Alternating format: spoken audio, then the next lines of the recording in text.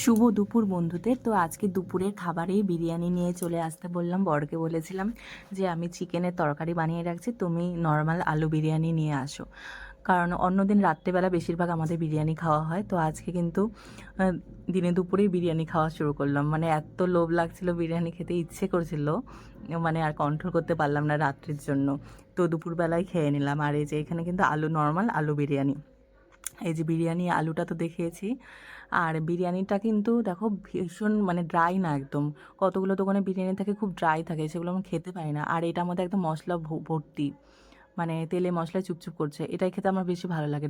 ড্রাইটা খেতে পারি না, ড্রাইটা খেতে খুব অসুবিধা হয়।